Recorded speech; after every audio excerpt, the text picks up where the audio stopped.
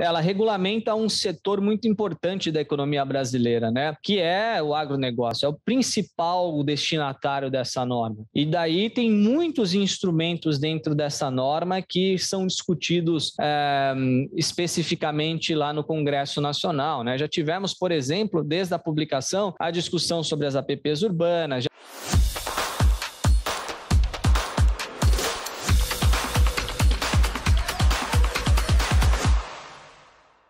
Olá, esse aqui é o Direito Ambiental na Prática, o DAP. Eu sou Thiago Martins, sou co-idealizador desse projeto junto com meus amigos, sócios, chefes, enfim, um monte de coisa para mim.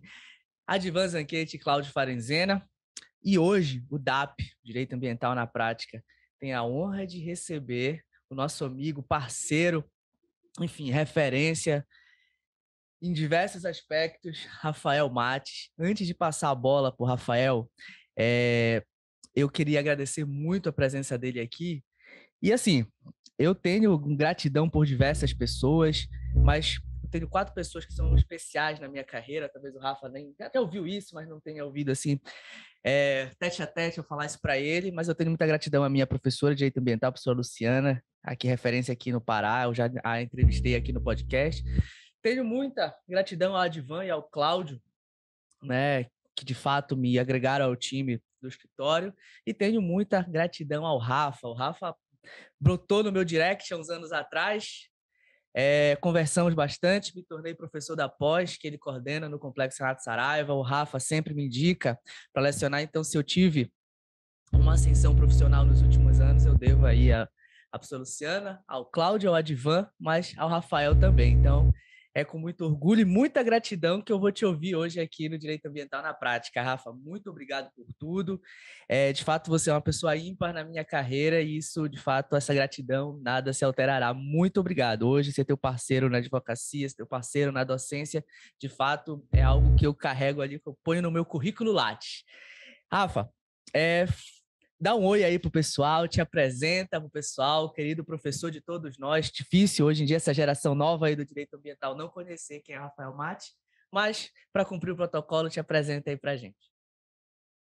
Bom, Ti, primeiramente, obrigado pelo convite. Estou muito feliz de participar aqui do nosso podcast. Um prazer fazer parte aí da sua programação. Estou realmente muito contente, uma noite muito especial para mim.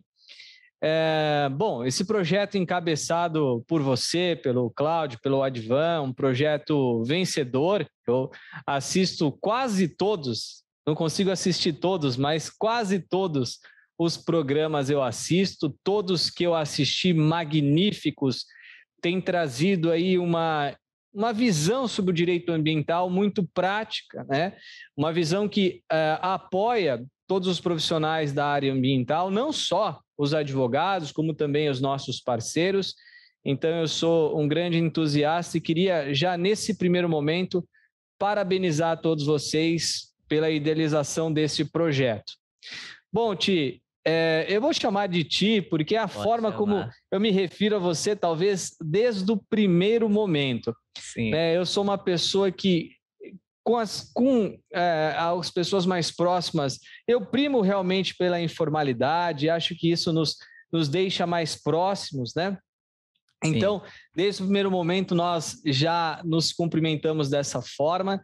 Eu tenho com você um carinho enorme, em que pese ainda não termos nos conhecido pessoalmente, mas aí temos vários projetos juntos, todos aí vencedores, e você realmente é um grande parceiro, um grande amigo, uma pessoa com quem já pude aí conversar sobre os mais diversos assuntos, para além dos corriqueiros assuntos do direito ambiental. Então, primeiro, muito obrigado pelo convite, muito obrigado por estarmos aqui hoje. Em segundo lugar, com relação, você pediu aí para me apresentar rapidamente, né? Eu sou advogado, desde lá, quando eu me lembro na universidade, eu sempre quis conhecer o direito ambiental. Eu me lembro que lá na biblioteca tinha um espaço super pequenininho com os livros de direito ambiental, muitos deles, inclusive, estão aí na sua estante, os mesmos autores, né, em edições mais novas, evidentemente, mas me recordo desde o primeiro ano em visitar a biblioteca e já retirar alguns desses livros para conhecer, para estudar, né? Me lembro de fazer as leituras e pouco compreender sobre tudo aquilo que estava sendo tratado naquelas obras, mas eu sabia que um dia eu conseguiria compreender, que toda aquela leitura serviria de base para um futuro próximo, né, a ser aplicado aí no dia a dia. Era um sonho. Eu tive direito ambiental no finzinho da faculdade, infelizmente em apenas 2 meses, mas com uma professora brilhante, a professora Patrícia Caldeira, também uma grande referência na minha vida, como você bem apontou com relação à sua professora, uma grande referência para mim, alguém que abriu portas ali no início, logo que eu me formei. No ano seguinte, eu já era monitor da cadeira de Direitos Difusos e Coletivos, ao qual ela era titular na faculdade. Segui com ela naquele primeiro ano de formado, né, coordenando um time, né, um grupo de pesquisa voltado ao direito ambiental internacional, no qual discutimos o meio ambiente como um direito humano. Foi muito interessante e aquilo abriu muitas portas para mim, né? Foi um trabalho voluntário que fiz, como todo professor começa, né? Como assistente, como monitor, e depois ele vai galgando algumas posições. E a partir de então, nunca mais parei de estudar em direito ambiental, sabe? Acho que desde aqueles primeiros livros que li no começo da faculdade até hoje, eu nunca mais parei. Eu costumo dizer para os meus alunos da especialização que o importante sempre é a gente buscar a nossa musculatura, né? Na academia, a gente busca a musculatura corporal, para manter a nossa saúde em dia e etc. Mas na academia científica, a gente busca a musculatura no conhecimento, no nosso currículo. E essa musculatura ela é constante. Ela vem desde lá de trás. A gente passa pela graduação, depois pela especialização, mestrado, finalizei o doutorado agora há pouquíssimo tempo, dia 7 de abril de 2022, e paralelamente sempre fazendo alguns cursos de aperfeiçoamento na área ambiental, sempre tem muita coisa nova para aprender. Trabalhar em direito ambiental é muito desafiador, né, Tia? A gente pode até conversar sobre isso na nossa live, mas é muito desafiador. Nós precisamos estar sempre atentos e conectados ao que há de mais novo. Mas foi basicamente essa minha vida aí, acadêmica na área ambiental. Passei por alguns escritórios, claro, no começo, como muitos de vocês que estão nos assistindo, comecei em outra área. Começar na área ambiental é sempre um desafio, está cada vez menor esse desafio, está cada vez mais fácil, temos cada vez mais oportunidades, mas imaginem que há 10 anos era bem mais difícil. Passei por outras áreas, até aí minha paixão por direito tributário, né? Só que terminado ali meu primeiro curso de pós-graduação, eu já fui convidado a integrar uma banca em direito ambiental e de lá para cá nunca mais saí. Só trabalho hoje com direito ambiental, com enfoque, nosso escritório aqui tem um enfoque em telecomunicações e agronegócio, mas outros advogados da banca atendem em outras áreas, eu atendo prioritariamente em direito ambiental e direito urbanístico. Eu acho que eram essas considerações iniciais, Ti. Legal. O Rafa, ele sempre foi uma referência, especialmente para mim, mas para a gente, para o Advan, para o Cláudio, em relação a isso, né? Um professor sempre muito antenado, mas sempre um advogado, sempre deixou muito claro que é um advogado e que o seu aperfeiçoamento pessoal, profissional, sempre foi para aprimorar a atuação enquanto advogado. E o Rafael, a gente tem essa veia também, eu acho que para forçar a gente a estar sempre na crista da onda da jurisprudência e tudo mais, somos professores preparatórios, né? OAB e concurso público. E o Rafael, ele sempre prima, né, pela atualização jurisprudencial, e eu falo muito para o pessoal, para os advogados, Rafa, que é muito importante na minha vida como advogado, para ter aquela resposta na ponta da língua para o cliente, resolver questões. Então, assim, por que tu resolve questões, Thiago? Porque tu não vai fazer prova de concurso, não tens esse interesse, mas por que resolve tantas questões? Porque, por incrível que pareça, são as mesmas perguntas que o cliente faz. parecidas e a gente tem a resposta ali na ponta da língua. Então isso é bem legal, isso eu busquei muito de você. E assim, eu estou tão empolgado em receber o Rafa hoje, acabei esquecendo de pedir para você compartilhar esse vídeo, dar o like, dar seu joinha aqui, ativar o sininho para que você fique ciente sempre que tiver vídeo novo aqui no canal. E para você aí que está ouvindo o podcast nos principais agregadores, siga aí o nosso podcast, o Direito Ambiental na Prática. A gente está no Spotify, no Deezer, no Amazon Music, enfim, no Google Podcasts. Então, nos principais agregadores de podcast, você pode nos ouvir. Não esqueça de compartilhar esse episódio com o Rafael Mate.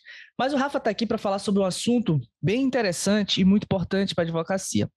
Só que tem alguma coisa para falar antes. Rafa, o Rafael é autor de alguns livros que estão aqui, ó, que ele que me deu aqui, ó. Esse aqui é o Panorama Jurídico Ambiental no Mercosul, tem a dedicatória do Rafa. Esse aqui é o manual do Rafa, que já está na segunda edição, né, Rafa? O manual? É isso aí, segunda edição. Fala um pouquinho do teu manual, Rafa, aí pra gente. Bom, vamos lá. Nessa época, Ti, que eu contei para você e para todos que estão nos assistindo, que eu ficava lá na biblioteca, eu pensava muito o seguinte: como que eu consigo aplicar tudo isso que eu estou lendo no dia a dia?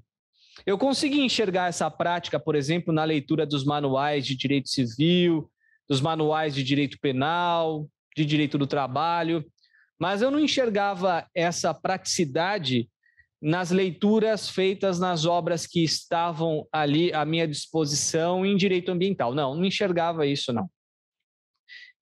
E para vocês terem uma ideia, pode parecer um pouco pretensioso de minha parte, mas lá na época da universidade eu já me tracei um objetivo. Eu falei, um dia, não sei quando, e acho que isso vai demorar bastante, eu vou escrever um livro que eu consiga não só trazer o conhecimento da área ambiental para os meus leitores, mas também que o meu leitor ele consiga visualizar tudo aquilo que eu estou ensinando no dia a dia. Então, para escrever esse livro, para alcançar esse objetivo, eu tinha que trabalhar 2 pilares na minha carreira. Eu precisava aprofundar o meu conhecimento teórico, porque escrever um livro demanda, né, a compreensão de todos aqueles institutos, senão é mero copia e cola de texto normativo. E o segundo pilar era trabalhar bastante na prática, na advocacia, para que eu pudesse olhar para aqueles institutos que eu estivesse apresentando no livro e trazê-lo dentro de um contexto. Um contexto seja de uma questão de concurso, de OAB, seja num caso prático do escritório. E foram esses os 2 pilares sobre os quais o livro foi criado. Ele não foi criado da noite para o dia, Ti. Levou muito tempo, porque esse objetivo não era dos mais simples. Ainda está em construção, né, Rafa? Eu vejo tu falar bastante, né, de uma edição para outra, sempre aumentando ele. Com certeza, a primeira edição para a segunda já houve assim um acréscimo enorme de conteúdo, né? Hoje eu nem recomendo para as pessoas comprarem a primeira edição, porque a segunda tem muita coisa, eu acrescentei muita coisa. É um livro que está constantemente em edição. Agora, né, para as próximas edições que virão nos próximos anos, acrescentar, né? Nós já temos a estrutura bem definida, mas aí alterações normativas, jurisprudenciais, é o que nós faremos aí para os próximos anos. Mas para essa segunda edição, nós elaboramos os capítulos começando da nossa estruturação, né? O que nós tínhamos em direito ambiental e o que nós temos em direito ambiental. Então, você vai partir dos fundamentos históricos, mas não é uma historinha contada de forma cansativa, sabe? Eu busquei trazer os pontos, os marcos históricos, contar um pouquinho daquele contexto, como quem já é meu aluno está acostumado. Eu vou começar a trabalhar uma lei durante o curso, eu faço um contexto, né, do que estava acontecendo naquele momento histórico. E depois nós trabalhamos, então, outros temas até chegar ao tema mais complexo, né, do direito ambiental, que é o tema da responsabilidade. A cada capítulo, como eu sou professor de cursos preparatórios lá no CERS, e muitos alunos demandavam isso, a cada capítulo eu coloquei algumas questões de concursos públicos temáticas. Então, vamos supor, você vai aprender sobre legislação florestal, as questões serão específicas sobre este assunto e eu já busco a resolução e também um comentário para os nossos alunos. E, ao final, o capítulo final do nosso livro traz um repertório jurisprudencial. Então, por temas, a gente separou os principais precedentes do STJ, do STF, recursos repetitivos, repercussão geral, súmulas e etc. Um capítulo que me obriga a sempre atualizar o livro, né? Sempre mantê-lo atualizado. Mas é isso aí, está em todas as lojas online. É um livro que eu fiz com muito carinho aí para todos vocês. Legal. O link para você adquirir o manual do Rafael, do Rafa, tá aqui embaixo na descrição no YouTube, tá? Só você clicar lá, você já vai direto lá para a loja online. Enfim, então vamos começar aqui a nossa conversa. O Rafael está aqui para conversar com a gente sobre compensação ambiental, um assunto muito pertinente, principalmente ao universo do agrobusiness, do agronegócio, que é a nossa principal indústria, né? Nossa principal indústria, nossa mola propulsora do desenvolvimento socioeconômico dentro do país, e é um ramo que precisa de profissionais, é um nicho que precisa de profissionais da direito ambiental muito capacitados, ainda somos muito carentes. E o Rafael vai conversar com a gente hoje sobre compensação ambiental. Tá? Então, antes de mais nada, doutor Rafael Mates, né, recém-doutorado Rafael Mates, eu queria que você explicasse para os nossos ouvintes. Nós temos nosso público aqui é bem interessante, nós temos um público de recém-formados, pessoas ainda procurando o nicho para atuar, e eu queria que você explicasse para a gente, primeiro, o que é a compensação ambiental, como ela se conceitua, como ela se aplica, normatizações atinentes, como ela se conjectura e como ela se configura uma oportunidade para advogar na área ambiental. Legal, vamos lá. Primeiro ponto que eu acho muito importante é nós diferenciarmos, né, as diversas espécies de compensação ambiental que nós temos em nosso ordenamento jurídico. A primeira vez que eu ouvi falar em compensação, eu fui pesquisar a respeito do assunto, todas as pesquisas me levaram para a lei SNUC, que é a lei do Sistema de Unidades de Conservação, a 9985. Lá realmente existe uma compensação por meio daquela lei, que é para implantação de empreendimentos de grande porte, aqueles empreendimentos que têm significativo impacto e que por essa razão demandam EIA-RIMA. Para a implantação desses empreendimentos, aquela lei demanda uma compensação ambiental. Além disso, nós temos as compensações ambientais que são tratadas nos processos de licenciamento para fins de regularização de possíveis impactos que determinadas atividades podem causar. A compensação que a gente vem conversar aqui hoje não tem relação com essas duas, pelo menos direta. A compensação que a gente vem trabalhar é uma compensação de reserva legal, uma compensação de déficit de reserva legal na propriedade. E pouca gente fala sobre esse assunto, né? É um assunto tão importante para o agronegócio, uma oportunidade magnífica para as atividades econômicas e também para a proteção ambiental, mas é um assunto ainda muito pouco explorado. A compensação ambiental, só em termos gerais, por hora, ela prevê a possibilidade do proprietário rural ter uma maior área de produção no interior do seu imóvel rural. Imagina só. O artigo 12 do Código Florestal, ele prevê que o proprietário rural ou mesmo o possuidor tem a obrigação de conservar vegetação nativa no interior do seu imóvel. É o que a lei chama de reserva legal, que, olha, não se confunde com APP. APP, nós não vamos falar sobre elas hoje. Mas as reservas legais são essas áreas de vegetação nativa conservadas no interior dos imóveis rurais. O tamanho dessas áreas pode ser de 20%, 35% ou de 80%. Quando eu falo em 80% de reserva legal, estou dizendo que o proprietário ou possuidor dessas áreas só podem explorar nos outros 20%. No mesmo modo, aqueles que reservam 35 só poderão explorar nos outros 65 e aqueles que reservam 20 só podem explorar nos outros 80. Então, para o proprietário, é sempre um ponto de reflexão, né?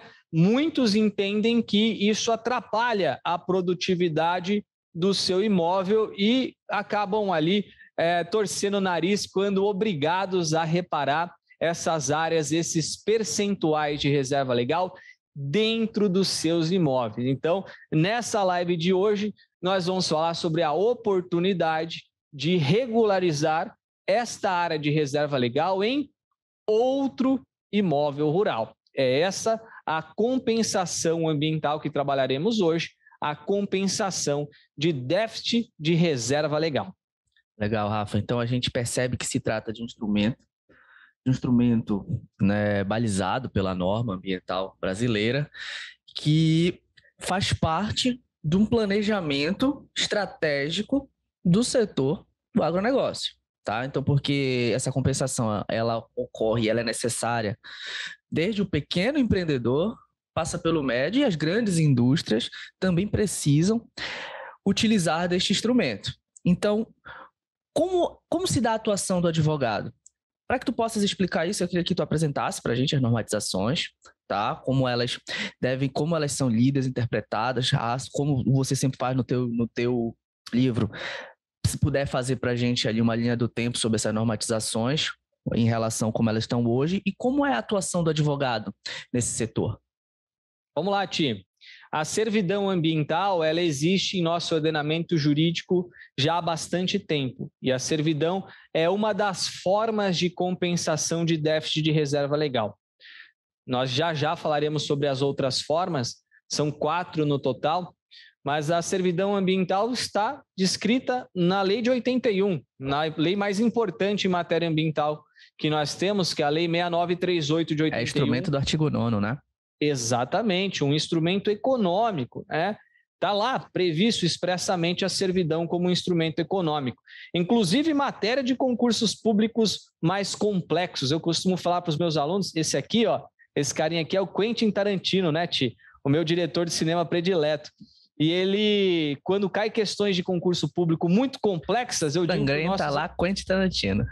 Exato, eu digo que o nosso examinador é o próprio Quentin Tarantino. E assim, quando cai questões sobre servidão, eu falo, poxa, quem examinou a gente foi esse cara aqui, ó, o Quentin Tarantino. Mas a questão é a seguinte, servidão ambiental está lá na Lei 6938 de 81, é um dos instrumentos econômicos previstos na norma.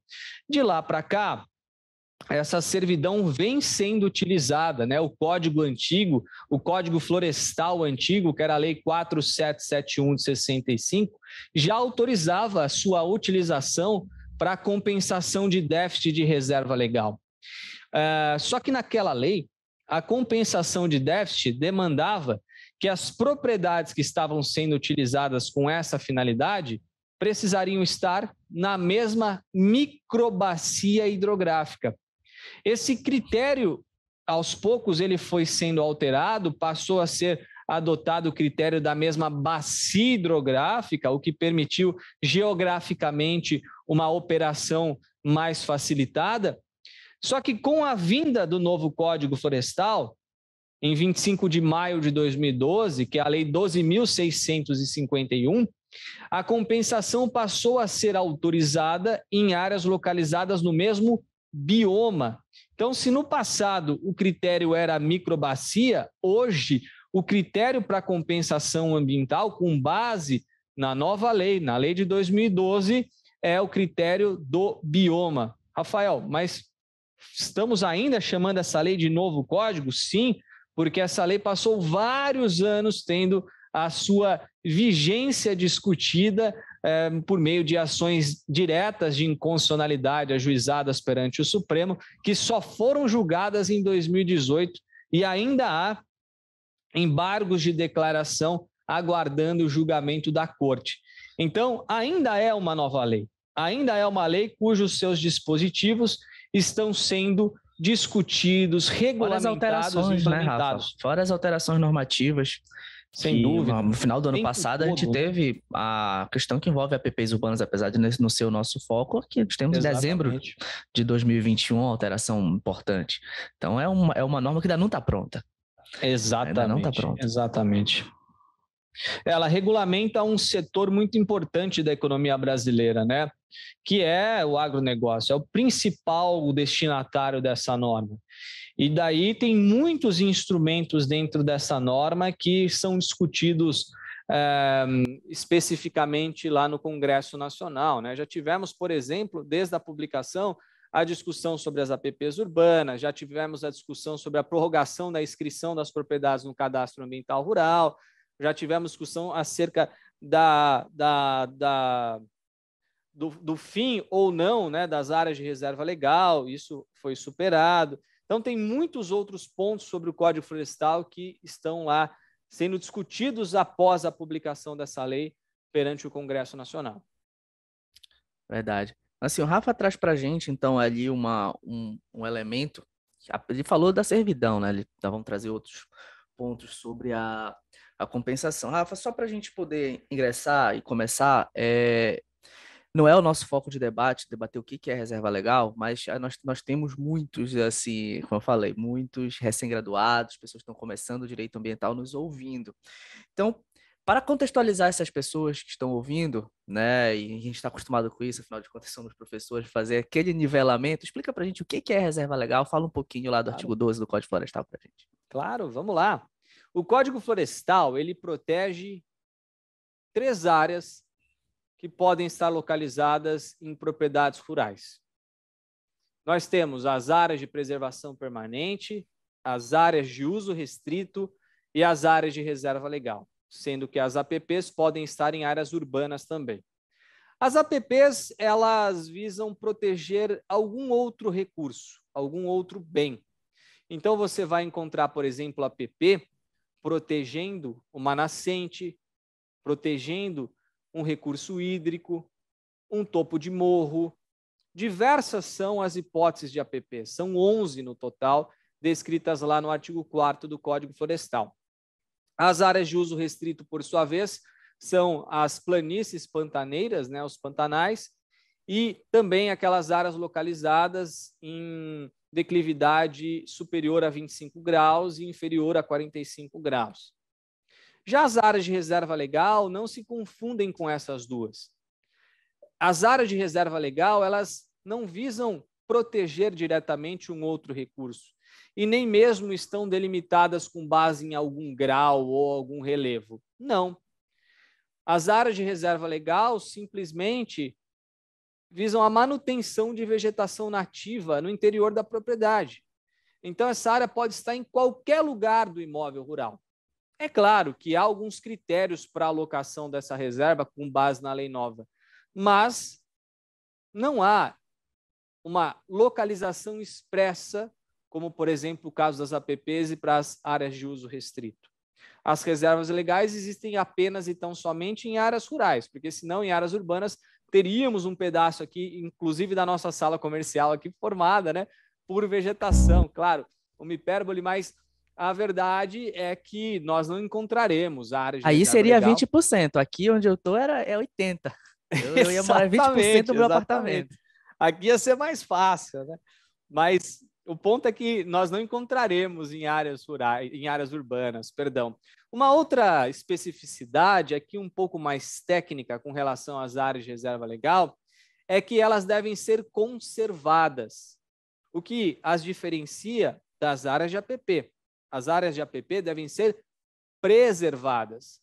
Puxa vida, mas sempre achei que esses 2 verbinhos fossem sinônimos, né? Pode até ser gramaticalmente, pode até ser que em nossas petições a gente utilize essas expressões como sinônimos, mas para o direito ambiental, conservar e preservar têm funções diferentes. A grosso modo, preservar é isolar uma área sem permitir qualquer tipo de intervenção. Conservar, não. Conservar permite, inclusive, o exercício de atividades econômicas, como, por exemplo, o manejo sustentável. O artigo 12 do Código Florestal determina que nas propriedades rurais se conserve área de vegetação em percentuais distintos. Eu já tive a oportunidade aqui de dizer para vocês que o artigo 12 prevê 3 tamanhos de reserva legal, né? 20%, 35%, 80%. O que vai determinar qual que é esse percentual é a localização do imóvel. Porque é o seguinte, se o imóvel estiver localizado dentro da chamada Amazônia Legal, e aí é por isso que o Ti brincou agora que a área dele seria de 80%, Se o imóvel estiver localizado dentro da Amazônia Legal, aí nós vamos ter a variação dos 3 tamanhos, 80, 35 ou 20. Se o imóvel está fora da Amazônia Legal, sempre de 20%. Então, o critério para diferenciar o tamanho é o critério da localização. Aí, dentro da Amazônia Legal, definida a localização, nós vamos olhar o segundo critério, que é o bioma. Nós podemos ter, para diferenciar o tamanho de reserva legal, propriedades localizadas no bioma Amazônia, cuja reserva legal é de 80%, no bioma Cerrado, cuja reserva legal é de 35%, ou nos chamados Campos Gerais, cuja reserva legal é de 20%. Fechado? Excelente, meu amigo. Então agora vamos lá, né? Vamos, já que estamos nivelados, todo mundo aqui já entendeu essa porta de entrada para falar sobre compensação ambiental. Então, Rafa, vamos debater um pouco sobre o assunto. Só estou achando aqui a nossa pauta, que eu deixei separada, agora perdi. Então, vamos lá. Quais são as situações que se aplica a compensação de reserva legal? Conversa um pouco com a gente sobre isso aí. Legal, Ti. A questão é o seguinte, o Código Florestal, ele prevê 2 regimes para regularização dessas áreas que eu mencionei anteriormente. Ele tem um regime chamado de geral e um regime transitório. O regime transitório é aquele que se aplica às intervenções mais antigas. Intervenções ocorridas antes de 22 de julho de 2008. O Código prevê esse marco temporal. Então, intervenções ocorridas em áreas de reserva legal antes de 22 de julho de 2008 serão regularizadas com base no regime transitório, ao passo que as intervenções ocorridas após 22 de julho de 2008 são regularizadas com base no regime geral. Traçada essa premissa, que é muito importante para o assunto que a gente vai discutir agora, a compensação extrapropriedade só faz sentido, só é autorizada na regularização via regime transitório. Então, nós só podemos pensar em compensar fora da propriedade se a intervenção ocorreu antes de 22 de julho de 2008. Outro dia mesmo, um cliente me questionou se ele poderia suprimir a vegetação localizada dentro da propriedade em reserva legal para compensar esse déficit em outro imóvel que ele possui. Eu disse, de forma alguma, de jeito nenhum. Ele me disse, não, mas tem um advogado aqui que me aconselhou a fazer isso. Eu falei, foge disso, foge dessa orientação. A compensação extrapropriedade somente para intervenções ocorridas antes de 22 de julho de 2008. Senão, o Código criaria um verdadeiro problema para o meio ambiente, porque os proprietários iam acabar buscando, em qualquer hipótese, a compensação fora. Essa premissa, eu acho que é muito importante, Ti. Essa é, talvez, a grande orientação que a gente precisa dar, nós que somos advogados, os técnicos, para aqueles clientes que nos questionarem, porque eles acabam vindo com a percepção de que qualquer intervenção em reserva legal pode ser compensada fora, quando na verdade não. Eu vou repetir, intervenções somente aquelas ocorridas antes de 22 de julho de 2008 podem ser regularizadas via compensação extrapropriedade. Ou seja, a compensação ambiental tem uma relação direta com a reparação, né? Com a recuperação de áreas. Legal, Rafa. E quais são as modalidades? No total, nós temos 4 modalidades e todas estão ali no artigo 66 do Código Florestal, na Lei 12.651. As 4 modalidades são as seguintes. Primeira delas, a servidão ambiental. A segunda, as cotas de reserva ambiental. Terceira, a doação de unidades de conservação pendentes de regularização fundiária, já eu traduzo, tenho traduzido tudo isso para vocês. E a quarta é o cadastramento. Eu vou começar pela servidão. Pode ser, Ti? Claro, fica à vontade. Eu acho que é a minha predileta, sabia? Gosto muito de trabalhar com servidão ambiental. A servidão funciona assim.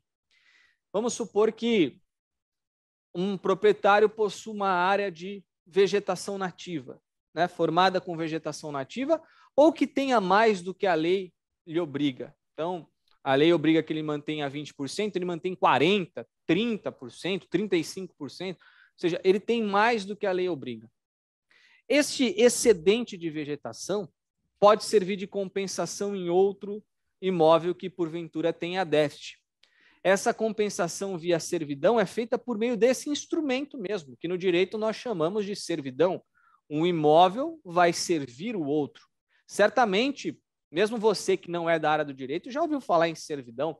Nós temos diversos tipos de servidão em nosso ordenamento jurídico. Às vezes, numa propriedade rural, precisa passar uma linha de energia elétrica. O seu imóvel está servindo para aquela linha de energia elétrica passar.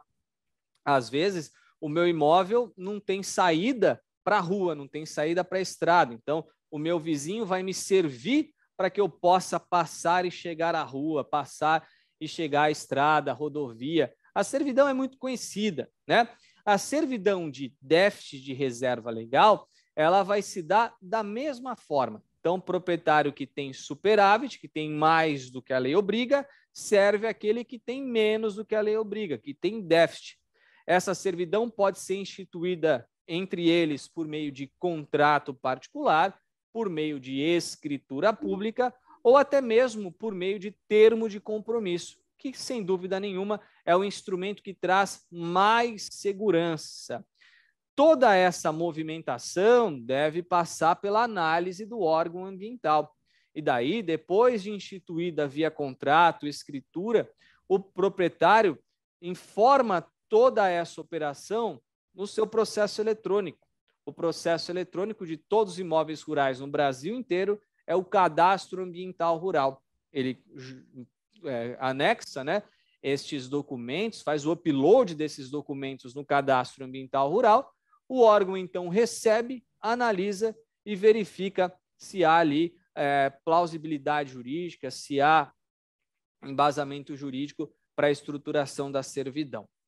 Depois, essa servidão é averbada, ou seja, fica consignada nas duas matrículas, tanto do imóvel que tem déficit quanto do imóvel que tem superávit, e a servidão está instituída.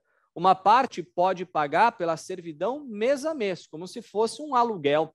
Pode pagar anualmente ou, como no mercado também acontece, pode pagar de uma única vez o valor daquela servidão. Servidão ela pode ser perpétua ou pode ser temporária. Se for temporária, ela tem um prazo mínimo de 15 anos. Então, se você tem interesse em instituir essa servidão como um contrato de locação, saiba que o contrato vai ter um mínimo de 15 anos. Muito bem. Rafa, só fazer uma pergunta parênteses claro, aqui. Ti, por favor. Justamente esse ponto para a gente não perder. Como é que se dá esses negócios jurídicos em relação de áreas com servidão?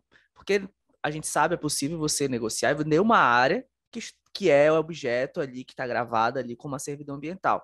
Mas, por exemplo, eu posso fazer a compensação ambiental através de servidão ambiental de um déficit meu na tua fazenda, na tua área rural? Desde que os imóveis estejam no mesmo bioma. Tá? Então, o critério a ser observado aqui não é mais aquele critério antigo na microbacia, da bacia hidrográfica. Os dois imóveis precisam estar no mesmo bioma. E existe um segundo requisito que é dificultado por conta das legislações estaduais, em especial, que é a localização dentro do mesmo estado. Tá? Existe, sim, a possibilidade de compensar fora do mesmo estado, mas é um trâmite muito mais burocrático. Vai depender da análise das duas legislações estaduais. Então, a recomendação que eu faço é que esses imóveis não só estejam no mesmo bioma, mas também estejam no mesmo estado. E uma segunda pergunta, Rafa. Tu compensas, por exemplo, teu déficit na minha área rural. Certo. E eu estou celebrando um negócio jurídico de compra e venda dessa minha área rural para uma terceira pessoa. Como é que fica a tua servidão? Não tem problema nenhum. Como a servidão ambiental ela é instituída por meio de um instrumento que é firmado pelas duas partes, você pode acordar com a outra parte como que funcionará a transferência, seja do imóvel que está servindo, como seja do imóvel dominante. Ambos podem ser transferidos. A Lei 6938 de 81, ela prevê algumas regrinhas que se aplicam a esse tipo de operação. Então, não há tanta autonomia da vontade entre os contratantes. Há ali algumas estipulações que devem ser cumpridas, né? Mas, diante daquelas estipulações, e a lei permite a transferência de qualquer um desses imóveis, pode-se discutir, por exemplo, procedimento. Vamos supor que eu seja um imóvel que está servindo, ou seja, que tem mais vegetação do que a lei obriga. Vamos supor que eu queira, no futuro, vender esse imóvel para outra pessoa. Eu posso colocar essa informação no contrato, na escritura, posso criar um procedimento, posso, inclusive, trabalhar o direito de preferência, que são outros institutos afetos ao negócio jurídico, que vêm lá do direito civil, que podem ser incorporados nessa negociação. Mas a legislação ambiental não impede a transferência desses imóveis. Legal, Rafa. Pode Muito prosseguir, bem. Rafa. A segunda modalidade de compensação de reserva legal, Ti, que nós temos, é a chamada cota de reserva ambiental. Essa cota, ela foi regulamentada no finzinho ali do governo Michel Temer, em 2018. E quando eu falo no finzinho, é no finzinho mesmo, foi ali próximo do Natal, bem ali quase encerrando o governo. O problema, essas cotas são muito interessantes, eu acho que são o futuro da compensação em matéria de reserva legal. Eu acho não, eu tenho certeza, eu acho que nos próximos 5 anos isso vai funcionar muito bem. O ponto é que a cota, para ser expedida, ela precisa antes da aprovação do órgão.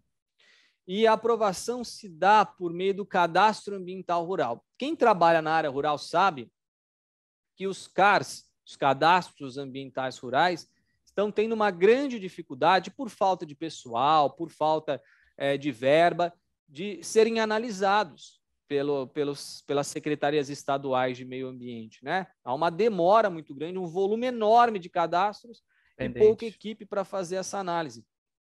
Então, enquanto esses CARs não forem analisados, nós não teremos a possibilidade de expedir as cotas. As cotas pressupõem uma prévia análise do CAR pelo órgão ambiental. É um pouquinho diferente da servidão, porque a servidão você já contrata e manda para o CAR.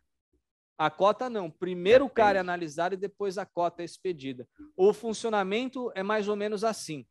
A parte que tem interesse em expedir uma cota, porque tem mais vegetação do que a lei obriga, informa esse interesse no CAR. O órgão, então, analisa. Em aprovando, o órgão expede um chamado laudo comprobatório. Esse laudo é encaminhado para um outro órgão federal, que é o Serviço Florestal Brasileiro. Este órgão, por sua vez, vai transformar aquele laudo comprobatório, aquele ativo mencionado no laudo, em um título. Ah, Rafa, mas que título é esse? É como se fosse uma ação vendida em bolsa de valores, uma ação de uma empresa. Você vai poder comprar esse título no mercado. E você, tendo déficit de reserva legal, vai e adquire essa cota para compensar o seu déficit. É um instrumento interessantíssimo, moderno, muito legal e que nos próximos anos vai dar o que falar sem dúvida nenhuma. Só precisamos ter uma atenção aqui, Ti. Você havia me perguntado sobre os requisitos para compensação, né? E eu disse, para a servidão, bioma e preferencialmente no mesmo estado. Para as cotas de reserva ambiental, além do bioma e preferência no mesmo estado, o STF, ao julgar as ações diretas de inconstitucionalidade que mencionei anteriormente, incluiu um terceiro requisito. Tem alguns órgãos estaduais fazendo uma confusão interpretativa, achando que esse terceiro requisito se aplica a todas as hipóteses de compensação. A DI 4901. Não é isso, Rafa? Não, foi na 4901, né? Isso. Nós tivemos a 4901, 4902, 4903, foram 3 ADINs ajuizadas pelo Ministério Público Federal. E a DC Teve 42. uma quarta, que eu acho que é 4927, que foi ajuizada pelo PSOL. E tivemos o ADC 42, que foi ajuizada pelo Partido Progressista. 5 ações que tramitaram lá no Supremo. Na 4901, a Corte, né, entendeu pela criação desse terceiro requisito. O ponto é o seguinte, alguns órgãos estaduais acham que esse terceiro requisito se aplica a todas as modalidades de compensação de reserva, quando, na verdade, não. Ele só se aplica às cotas. As cotas, além dos imóveis estarem no mesmo bioma, além de preferencialmente estarem no mesmo estado, eles precisam ter identidade ecológica. O problema é saber o que efetivamente é uma identidade ecológica. Esse é um debate que está sendo travado. Conceitue, professor doutrinador Rafael Matos, identidade ecológica, porque está difícil. É um conceito difícil, viu? É um conceito difícil. Dentro dos biomas, nós temos algumas classificações e, no meu ponto de vista, essa vai ser a definição de identidade ecológica, mas nós não temos. E até por isso, existem embargos de declaração discutindo essa omissão. Embargos é um recurso que judicialmente a gente pode apresentar contra uma decisão para sanar uma dúvida. E a dúvida sobre o conceito de identidade ecológica ficou. Então temos que aguardar aí o julgamento do Supremo. Acho que eles estão esperando mais algumas teses de doutorado saírem, algumas coisas para poder, proferir essa decisão. Que ficou em aberto. Mas, assim, certamente isso vai ser superado e as cotas serão destravadas aí para os próximos anos. Eu tenho muita fé que as cotas possam nos auxiliar no cumprimento das obrigações aí que temos perante o regime internacional de mudanças climáticas.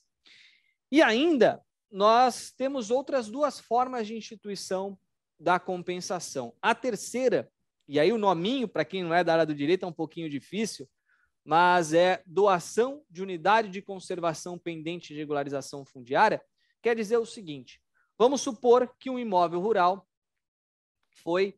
houve um decreto para desapropriar o imóvel rural porque ele será transformado em um parque, em uma estação ecológica, em uma reserva biológica, em qualquer outra unidade de conservação, né?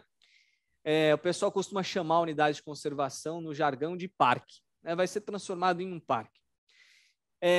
Enquanto o governo não paga a indenização, ou seja, não devolve o dinheiro para o proprietário, esse imóvel está pendente de regularização fundiária. Então, o proprietário ele sabe que o imóvel dele vai ser transformado em entre aspas, parque, em uma unidade de conservação, mas não recebe o dinheiro. E aí ele fica angustiado, porque ele fica com o imóvel travado, o imóvel está ali pronto para ser desapropriado, mas também não recebe nada. O que esse proprietário pode fazer enquanto houver essa pendência de regularização fundiária? Ele pode começar a utilizar o seu imóvel para compensar outros que têm déficit de reserva legal. Essa hipótese é super interessante. E eu já vi em algumas unidades que são de domínio da União, o Instituto Chico Mendes expedir certidões atestando, né, aquelas áreas como aptas para fins de compensação. Eu já recebi essas certidões, eu nunca tive um caso assim aqui no escritório, mas essas certidões trazem a segurança para aquele que está adquirindo a unidade de conservação, de que está adquirindo aquela compensação, de que aquela área vai ser autorizada para essa finalidade. Legal, Rafa. Deixa eu só fazer uma pergunta. Nesse aspecto, claro. Isso se enquadra tanto para as de proteção integral e as de uso sustentável? Há uma restrição? Ou são só aquelas de domínio público, aquelas que também, porventura, venham a aceitar em seu plano de manejo áreas privadas? Existe algum tipo de restrição ao que tange essas unidades de conservação que podem fazer parte desse regime jurídico? A lei florestal, ela não faz nenhuma distinção. Porém, essa expressão pendente de regularização fundiária nos faz pensar, né, que são unidades de conservação que devem ser desapropriadas. Nós temos na lei de unidades de conservação dois grupinhos, né, de unidades, as de proteção integral e de uso sustentável. E algumas dessas unidades, que no total são 12, 5 pertencentes à proteção integral, 7 pertencentes ao uso sustentável, algumas dessas 12 não precisam ser desapropriadas, podem ficar sob o domínio privado, né, sob o domínio do particular. O caso mais comum de unidade de domínio privado é a RPPN, que é a Reserva Particular do Patrimônio Natural. Quando a unidade precisa ser desapropriada, consequentemente, nós temos a questão da regularização fundiária. Então, independentemente se ela for de uso sustentável ou de proteção integral, se ela tiver que ser desapropriada, há possibilidade de adequação via compensação da regularização fundiária, e aí o proprietário que está sendo desapropriado acaba recebendo uma graninha. Legal. Rafa, então só pegar um exemplo prático. Foi criada uma Rebio, né? Uma reserva biológica, e lá dentro tem uma propriedade privada. Era para haver uma desapropriação, ainda não houve. Já anos se passaram. Nesse caso aí, a gente se enquadra nessa situação? Claro, claro. Essa propriedade aí, ela, pelo que eu entendi, houve já o decreto desapropriatório e ela não recebeu o valor ainda, né? Não, ou se nem teve decreto, foi só criada a unidade, porque nós temos muito disso no Brasil, né? É criada uma unidade de conservação de proteção integral, tem imóveis privados lá dentro, cria-se por decreto ou por lei unidade de conservação, mas não tem o decreto expropriatório. E aí a gente fica nesse limbo jurídico. Aí nessa situação específica, que aqui na região amazônica temos um monte, né? Temos um monte. E aí o que acontece? Eu não tenho um instrumento jurídico, ato administrativo específico ali que vai tirar do rol do patrimônio privado e colocar no rol do patrimônio público uma propriedade. Mas no meio disso foi criada a unidade de conservação. Aí esta pessoa, esse proprietário rural, que, claro, se fosse um grande proprietário rural, já teria movimentado a sua equipe. Mas se às vezes está aqui no médio, no pequeno proprietário rural, só descobre que está nessa situação de limbo jurídico ali tempo depois, quando está passando por um problema, quando não conseguiu um financiamento, algo do tipo.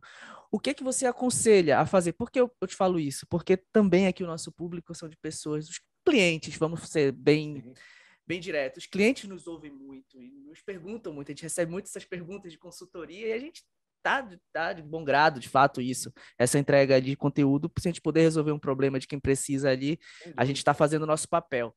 Então, assim, Rafa, nessa situação, como tu vislumbras isso aqui? Que aqui, a gente também não, ultimamente a gente não tem visto isso aqui no escritório, até porque a gente trabalha muito com contencioso, né? A gente não trabalha tanto com a consultoria e desse direcionamento, mas eu vislumbro muito isso na Amazônia, muito mesmo, dessa situação, dessa ausência aí. E como essa pessoa deve se portar e o que pode ser feito? Bom, Ti, eu penso o seguinte, limitar um direito a uma pessoa que está sofrendo uma situação não por vontade própria, é uma evidente violação ao princípio da isonomia.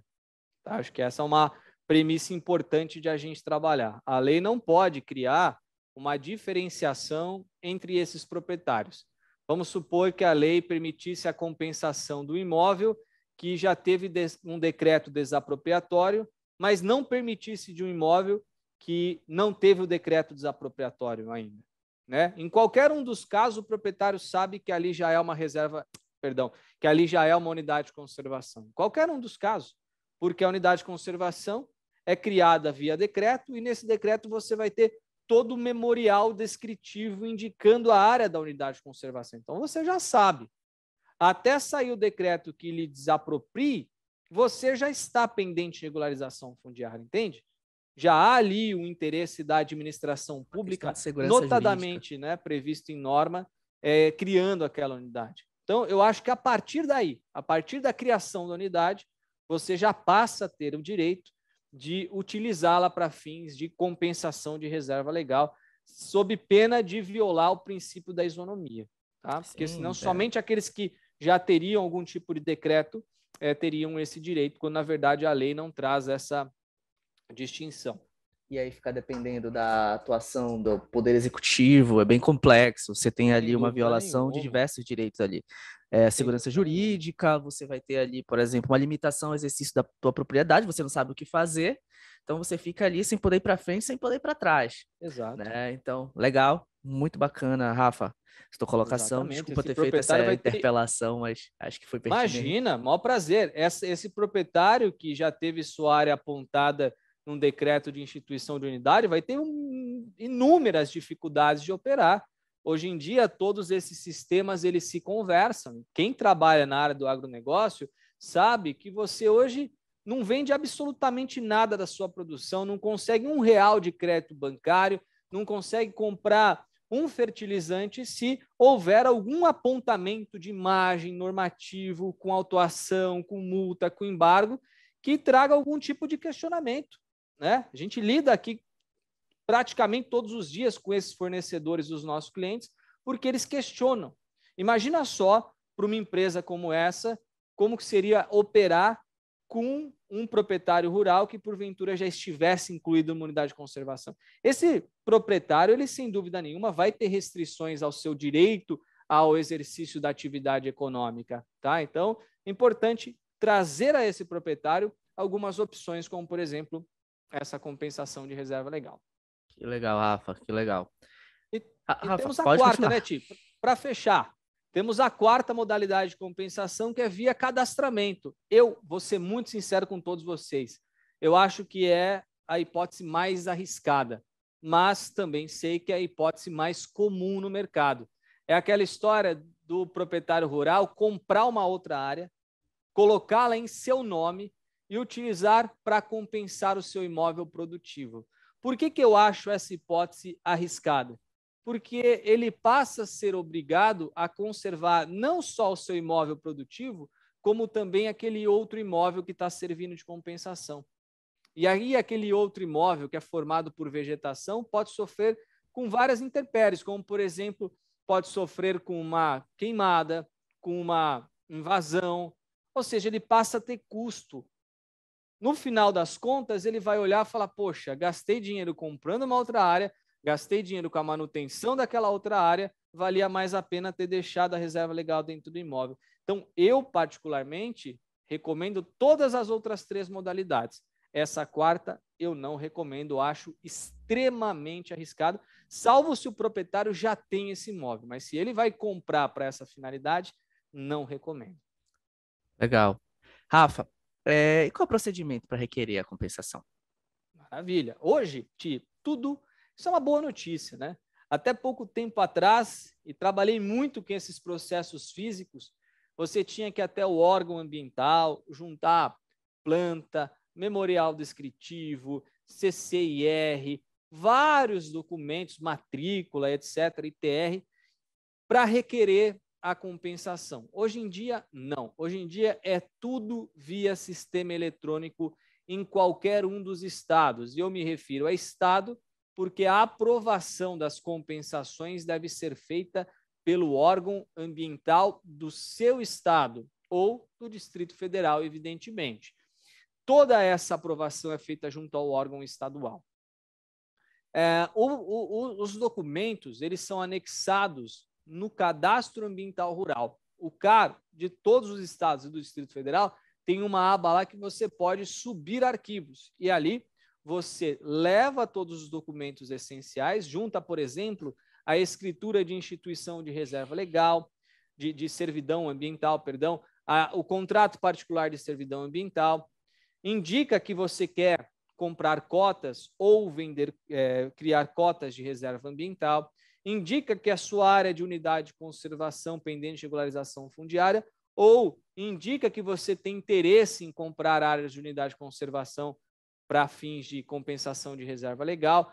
Todas essas informações são levadas para o sistema do CAR.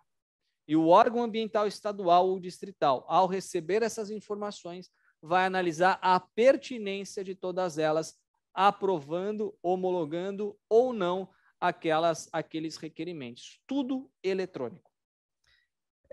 Só para contar um caos, né, para os nossos espectadores e ouvintes, né? Alguns dias atrás eu fiz uma diligência para o Rafa, e aí eu fui no órgão municipal e o protocolo foi igual os antigos maias faziam, um carimbo, pá, e o servidor dava, tá aqui o número do teu protocolo, assinava, tá aqui. 2022, a gente ainda tem aí uma grande cidade numa região metropolitana fazendo isso, né, esse tipo de protocolo. Mas legal, Rafa. E o advogado hoje está querendo começar com isso, quer começar a trabalhar com compensação ambiental. Por onde ele tem que começar? O que ele tem que aprender? O que ele tem que começar para poder atuar de forma qualificada nesse nicho de atuação, Rafa? Legal. Em órgãos municipais ainda nós temos muitos protocolos físicos, né? E juntos acabamos de passar por uma situação como essa. Mas, bom, com relação aos nossos amigos, colegas aí que estão iniciando na carreira, eu costumo dizer o seguinte, né? Para atuar com compensação, primeiro de tudo, é importante ter uma boa base de direito ambiental. Não é um assunto que vai te introduzir na advocacia, né? Eu acho que começar por ele não é o melhor Excelente caminho, conselho. porque tem muitos outros fatores envolvidos aí antes da compensação, né? E os nossos clientes, eles demandam uma atuação nossa bastante especializada. Então, eu faria, num primeiro momento, um bom curso de atualização em direito ambiental, começando do zero, um bom curso de especialização, um curso prático, tá? Não estou falando necessariamente dos que nós estamos juntos, né? Para não falar que estamos fazendo propaganda, mas Não, mas tem um Ambientalize, né? Tem um Ambientalize ali. Exatamente. A gente tem uma empresa de cursos online, né, para todo o Brasil, para todo mundo, com cursos só práticos na área ambiental. Eu recomendo muito que vocês olhem os programas do curso, né? Tá cheio de cursos ambientais aí no mercado, mas que são extremamente teóricos, né? Você olha, por exemplo, os professores que fazem parte do curso, 99% dos professores são docentes na área ambiental, o que não é problema algum. Agora, quando você tem um corpo docente formado só por pesquisadores da área, você vai ter um déficit de aplicação prática, né, daqueles institutos. Você vai ter um aprofundamento teórico magnífico, mas um déficit de aplicação prática. Então, olha só o time que vai lecionar para você. Veja se aquelas pessoas que vão conversar contigo ao longo dos meses de uma especialização estão ali trabalhando na área que vocês querem trabalhar, na área da advocacia, por exemplo. O seu objetivo é ser advogado, advogada na área ambiental, então procure uma pós que tenha advogados da área ambiental que vão dividir contigo um pouco dessa experiência. Ou vocês querem trabalhar na magistratura, então procurem um curso que tenha um corpo docente formado também por magistrados, o mesmo vale para Ministério Público, Defensoria. Isso é muito importante, porque a escolha do nosso curso de pós-graduação, há uns anos, era olhar o nome da instituição. Né? A gente falava, não, tem que ser instituição XYZ, porque essa é mais tradicional. Isso não existe mais no mercado, isso passou. Era no passado, hoje é aquela que atende às suas necessidades. Qual que é a sua necessidade? Quero ficar bom demais em teoria.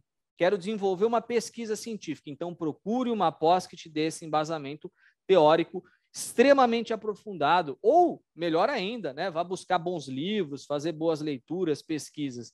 Agora, se você quer conhecer o dia a dia, a aplicação, dê uma olhadinha no corpo docente e veja se aqueles professores que vão conversar contigo aí nos próximos meses estão trabalhando nas áreas que você quer atuar. Isso é muito importante, é algo que eu aprendi a duras penas, viu? Eu já errei muito na escolha de cursos e me decepcionei.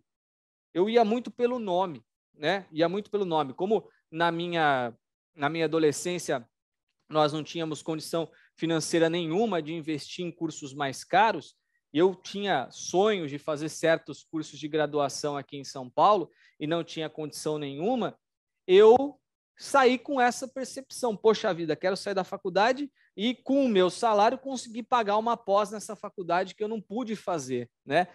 E fui para essas faculdades e, sinceramente, elas não me trouxeram o retorno que eu pretendia. Quando você sai do curso sem aquela base que você achou que ia ter, isso é um pouco, como que eu posso dizer, mas é decepcionante, né? Porque você gasta um dinheiro, é um custo alto, é um custo de tempo. O curso tem que te trazer o retorno. Então, dá uma olhadinha no seu corpo docente, veja se aqueles que estão lá, eles trabalham do jeito que você quer trabalhar no futuro. Então, um bom curso de especialização, um bom curso de aperfeiçoamento vai te dar uma excelente base de conhecimento. E aí você começa a trabalhar com Código Florestal, começa a trabalhar com a Política Nacional de Meio Ambiente e vai aperfeiçoando o seu conhecimento para trabalhar com servidão. A servidão vai depender de você, olha só, Ti, alguns conhecimentos para além do direito, né? Quando a gente vai fazer compensação, por exemplo, aqui no escritório, a gente vai a campo.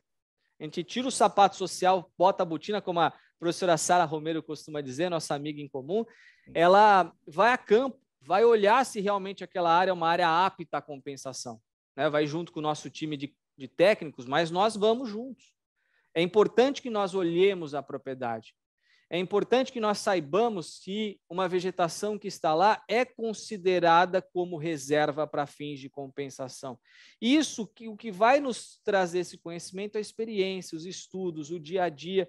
Você precisa ganhar, utilizando uma expressão que eu utilizei lá no comecinho da nossa live, precisa ganhar musculatura acadêmica. E aí você vai com tudo para esses produtos que são um pouco mais refinados, né? Como, por exemplo, a compensação ambiental.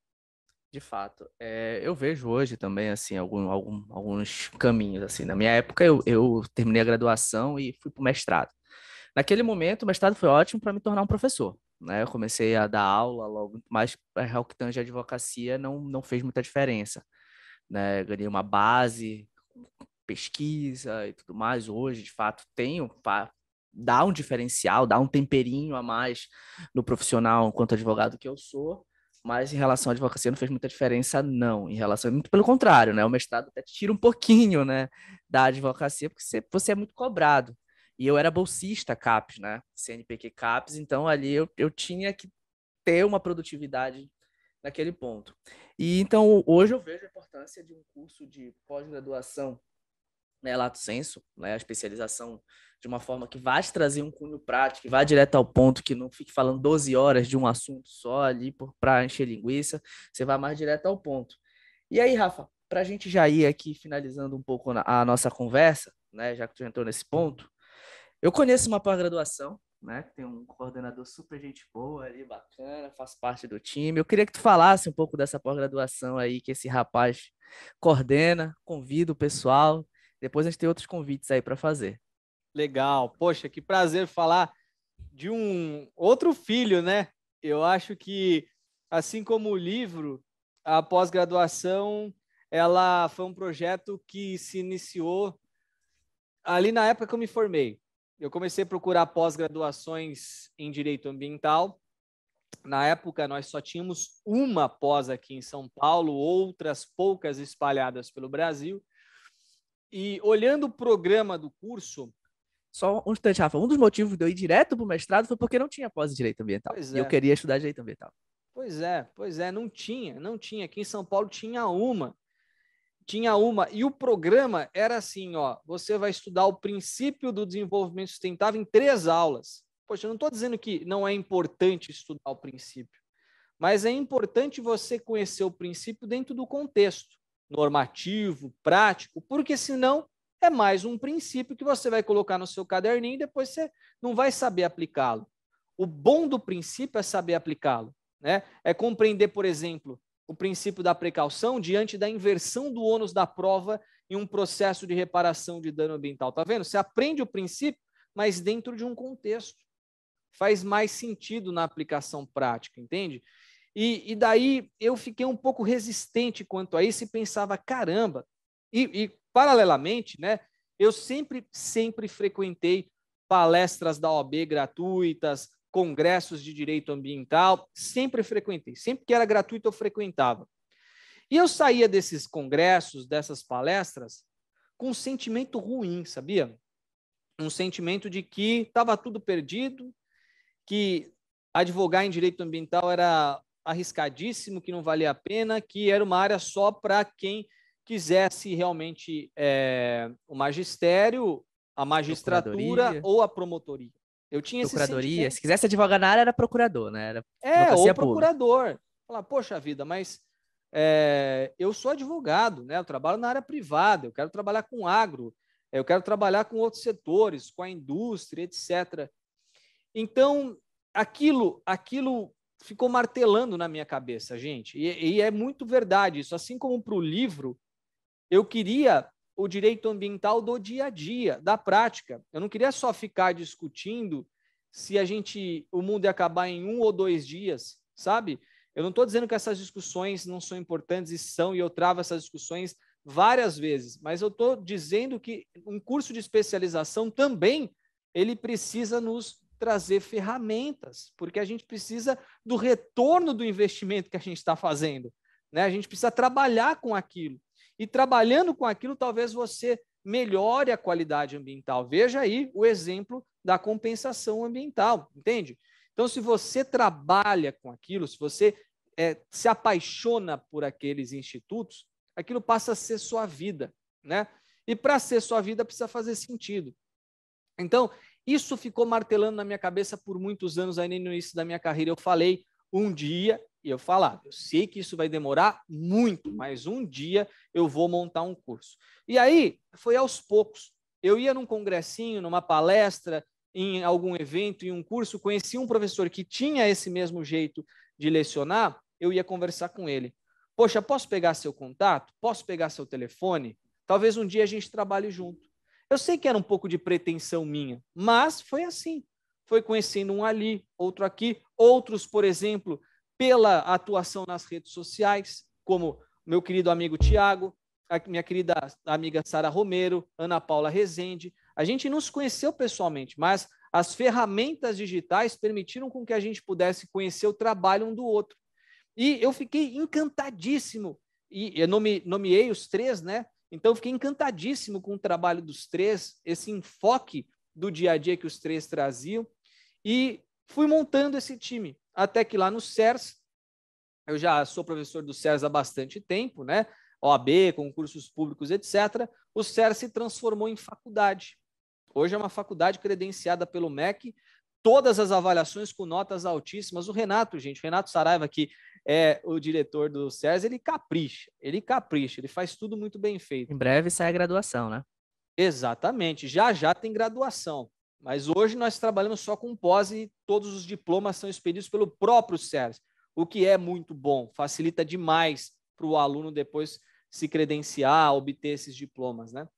E quando surge a faculdade CERS, eu então vou conversar com Guilherme Saraiva, que era então diretor lá da faculdade, apresento o projeto, ele fica encantadíssimo e a gente começa a divulgar, né? Já com um time magnífico, contando com o Tiago, contando com a Ana, contando com a Sara e contando com outros professores que todos vocês conhecem, né? Hoje, por exemplo, no nosso corpo docente, vocês têm aula com o professor Edson Pilaré, que é um dos advogados, se não o advogado mais admirado do Brasil pela revista Análise, um grande doutrinador, o livro de referência a todos nós, inclusive está aí atrás do Ti na estante. Tem aqui também, tem várias versões, tem várias edições aqui. É magnífico, é uma bíblia, né? O professor Paulo de Bessa, que fez parte aqui também dos programas aqui no podcast.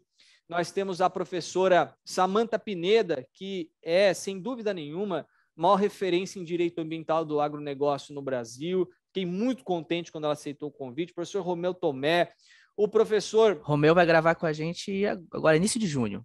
Que maravilha, o Romeu é um grande profissional, brilhante, falei com ele ontem mesmo, mande um abraço para ele, gosto muito do professor Romeu. Bom, gente, são vários profissionais que fazem parte desse time aqui, eu não vou passar por todos, que eu possa acabar esquecendo de alguém, mas é um corpo docente realmente que foi sendo conquistado devagarzinho, nome a nome. Eu pensava no tema, pensava naquele nome, pensava no tema, então cada tema tem o seu professor específico e um time que já está indo aí para sua 8ª turma, com um feedback dos nossos alunos muito positivo. Então, nos dá muita segurança de que estamos no caminho certo. Ele é uma pós que traz todo o conhecimento de direito ambiental, um módulo com enfoque em agronegócio, para você trabalhar o direito ambiental do agronegócio, e temos um módulo que é muito interessante, me permite estender um pouquinho, claro. É o módulo de prática e processo, que você aprende numa primeira aula com uma professora doutora em gramática, linguagem, né? Ela traz aí várias dicas sobre como escrever melhor as nossas peças, depois você vai aprender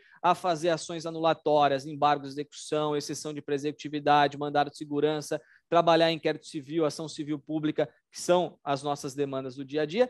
E na última aula, vocês têm com a professora Flávia, que também foi uma grata surpresa que a internet me apresentou, ela tem um trabalho incrível sobre inglês jurídico ambiental.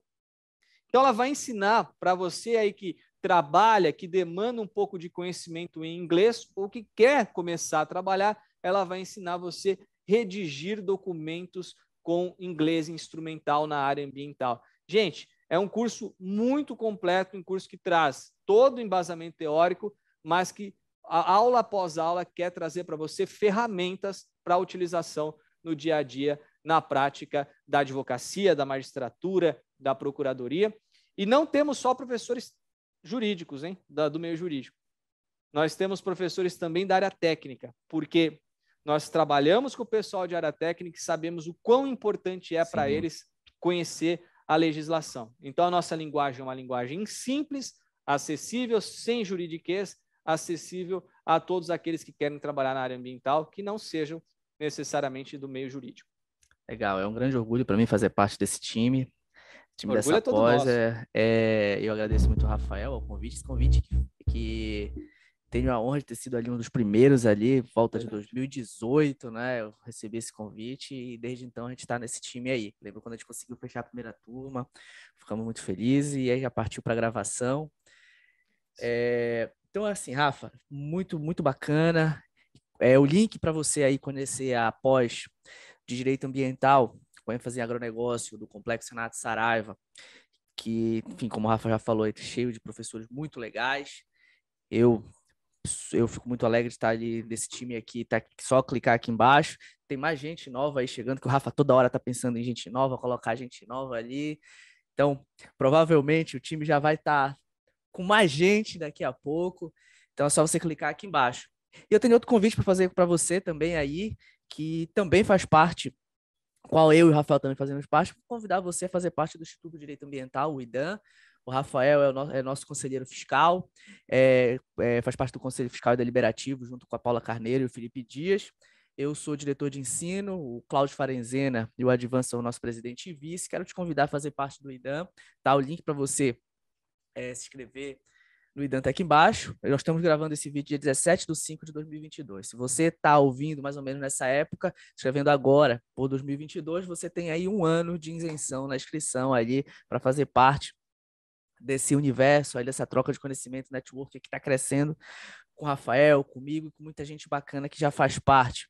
O Rafael, além de tudo, é o nosso presidente da comissão de Tributação ambiental. Tributação ambiental, né, Rafa? Tributação ambiental. Já são várias comissões com muita gente bacana presidindo.